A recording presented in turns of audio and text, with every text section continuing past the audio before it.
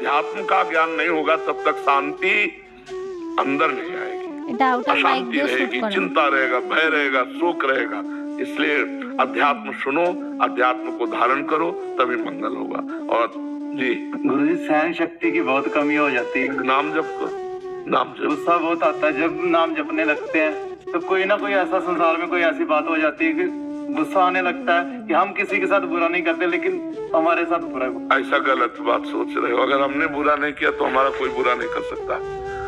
आज नहीं किया तो कल किया है बुरा, तो कल वाला आज आकर हमारा हिसाब देगा। मेरी सहन शक्ति खत्म हो जाती। नाम जप करो, नाम प्रताप जब उदय होगा तो बड़े से बड़े कष्ट को सह जाओगे। देखो गुरु अर्जुन देव जी को कैसा कष्ट दिया जा रहा है और कह रहे तेरा किया मीठा लगे, तेरा किया मीठा लगे। आग में तपे हुए तवे पर बैठाल कर बालू गर्म तप्त डाली जा रही, क्या क्या नाखून में क्या क्या कष्ट दिए जा रहे और कह रहे वाहे गुरु तेरा किया मीठा लगे। ये सामर्थ्य आती है भजन से। खूब नाम जप करो, नाम जप बढ़ाते चले जाओ। अभी तो शुरू किया है। हाँ, नाम जप बढ़ाओ, जब थोड़ा खजाना हो जाएगा तो सब बल आ जाएगा, सहन शक्ति आ जाएगी, ज्ञान जागृत हो जाएगा, वैराग्य होने लगेगा, भक्ति में गाढ़ अवस्था आ जाए, सब आ जाएगा। नाम जप पकड़ लो, राधा राधा राधा राधा राधा राधा। महाराज जी, मैं भी राधा नाम जप के सब प्राप्त कर सकता हूँ? और क्या, माधव की प्राप्ति हो जाएगी। माधव तो पीछे पीछे डोलेगा, राधा का लाभा गा तुम्हारे पास। आपके मुखमंडल से जाते मुझे राधा राधा राधा राधा। महाराज जी, अगर पश्चाताप करते हुए भजन करते हुए पश्चाताप के आंसू आ जाए तो क्या पाप नष्ट हो जाते हैं? हर बात में देखना है कि वो पाप की लघुता और श्रेष्ठता को देखना है, ऐसा नहीं है। किसी का साथ दे दिया कि वो कोई ऐसे दूसरी शादी में किसी का साथ दे दिया, किसी का पाप कर्म में साथ दे दिया, बराबर होता है। हत्या करना, हत्या करने का आदेश देना और हत्या करने वाले का साथ देना, अनुमोदन करना, तीनों को बराबर होता है, बराबर माना जाएगा। उसमें नहीं माना जाएगा कि हम कम है। प्रेरक, अनुमोदन और कर्ता तीनों को बराबर दंड मिलता है, पुरस्कार मिलता है, पुण्य भी मिलता है। अगर पुण्य में प्रेरणा की, यार क्या बैठे, चलो वृंदावन चलते हैं और चलो परिक्रमा लगाते हैं, तो एक परिक्रमा लगा रहा है और एक साथ में ला रहा है। कहाँ जा रहे हो? परिक्रमा। अरे क्या भाई, धन्य है आपको वृंदावन की परिक्रमा। ये अनुमोदन बराबर फल मिलेगा, तीनों को बराबर। कर्ता, प्रेरक, अनुमोदन तीनों को बराबर फल मिलता है। तो अगर हम किसी को किसी पाप के लिए अनुमोदन किए हैं तो हम बराबर है, उसमें छोटा नहीं माना जाएगा। अब उस पाप का क्या स्वरूप था, ऐसे थोड़ी किसी बात का निर्णय किया जा सकता है। अब उस पाप का स्वरूप क्या था, किसी की हत्या थी, बेविचार था, चोरी थी, क्या था, तो उसके अनुसार उसका निर्णय किया जा सकता है। क्योंकि उत्तर देने वाले को ऐसा नहीं जैसे तुमसे कह दे कि जाओ क्षमा, तो उसको फिर मुझे भोगना पड़ेगा। क्योंकि जिस पद पे बैठे हैं उस पद पे होश में, क्योंकि उसके हिसाब से उत्तर दीजिए।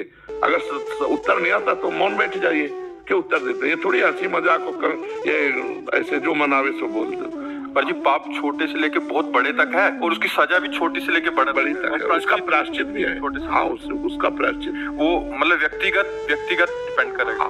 हाँ बिल्कुल। तो जब तक उसका हमें पता नहीं चलेगा हम कैसे बता सकते हैं? महाराज जी मार्गदर्शन कर दीजिए बस, आप क्या करें अब हमें पता नहीं कि 1 ग्राम है कि 1 किलो है कि 1 कुंतल है, हम कैसे मार्गदर्शन कर सकते हैं? हमें जब तक उस पाप को पता नहीं होगा तब तक मार्गदर्शन कैसे कर सकते हैं? जैसे भाई का कोई शादी में ऐसे करना पड़ा, कुछ डिवोर्स वगैरह में, बस मैंने उसका साथ दे दिया, बाद में डिवोर्स करवाते हुए, तो उस बाबू अंदर से जब भजन में बैठते हो तो गड़ान नहीं होती है। हाँ, इसी से ठीक हो जाएगा, इसी से ठीक हो जाएगा।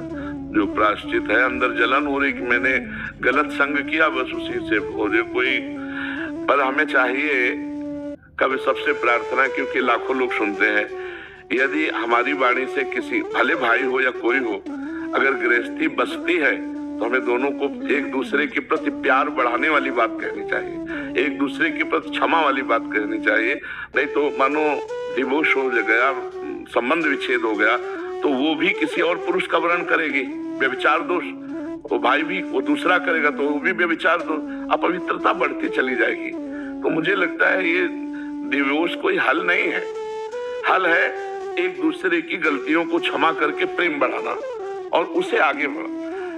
देखो सबसे गलती हो जाती है, लेकिन हम तुम जब मिले तो फिर हमारा तुम्हारा जीवन अब पवित्र होना चाहिए। पीछे तुम्हारा जीवन कैसा रहा, हमारा जीवन कैसा रहा, माटी डालो, पीछे के जीवन को नहीं खोदना चाहिए। क्योंकि अब हमारा आपका नया जीवन चल, तो अब आज से हम आपके, आप हमारे। अब जो कुछ स्वभाव में गलतियां हैं, उन गलतियों को एक दूसरे की क्षमा करके, अगर प्रेम में, ये डिवोर्स हमने गांव में तो कभी सुना ही नहीं, गांव में कभी नहीं सुना। ये अब नया समय चला है जी, रोज इतने प्रश्न आते हैं, इतने लोग मिलते हैं, तो मतलब ये बहुत बड़ी हद तक हो गया। देखो, जब तक ये girlfriend boyfriend live in relation ये चलेगा तो डिवोर्स चलेगा, पक्का चलेगा, बहुत जोर से चलेगा। हम कई बार कह चुके हैं कि 4 होटलों का भोजन जब जवान में लग जाता है तो घर की रसोई का भोजन अच्छा नहीं लगता। समझ में आया? ऐसे 4 पुरुषों को बॉयफ्रेंड ब्रेकअप, ये है क्या? ये है क्या? वो लड़की अपने पति के साथ रह पाएगी? 4 बार तुमने गर्लफ्रेंड नहीं बनाई, तुम रह पाओगे एक पत्नी के व्रत में? भ्रष्ट पुरुष हो कैसे रह पाओगे? भ्रष्ट स्त्री हो कैसे रह पाओगे? ये भारत है, विदेश थोड़ी है, यहाँ विदेशी परंपरा थोड़ी है। ये भारत है जहाँ जीवन मुक्ति यति और जहाँ सती, यहाँ एक से एक योगी यति रहे। तो अपने देश में ऐसा ये सब गंदी बातें जब तक बंद नहीं होंगी तब तक डिवोर्स बंद नहीं होगा। अभी क्या हमारी शादी के बाद उसको उसके बारे में पता लग गया, उसके बारे में पता लगे 1 साल में, मतलब 1 महीने में 3-4 बार। हम क्यों बाहर एकांतिक में प्रार्थना करते हैं कि बच्चों अपने जीवन को संभालो? ये तो मतलब फाइनल जीवन बर्बादी की बातें हैं। और पहली बात है कि जब नवीन अवस्था में आप ब्रह्मचर्य नष्ट करेंगे तो आप गृहस्थी लायक नहीं रह जाएंगे। एक फसल है गेहूं की, वो बाली परिपक्व नहीं हुई, अभी बाली निकल रही है, और आप काट लो तो ना भूसा ठीक मिलेगा ना गेहूं ठीक मिलेगा। तो एक अवस्था है, 20 वर्ष की अवस्था तक ब्रह्मचर्य रहो, इसके बाद गृहस्थ धर्म का प्रयोग करो जैसा हमारे शास्त्रों में वर्णन, तो आनंद रहेगा।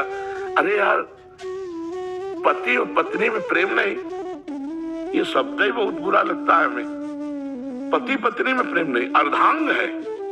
पत्नी अर्धांग मतलब हमारा प्राण है और पति हमारा मतलब प्राण है। दोनों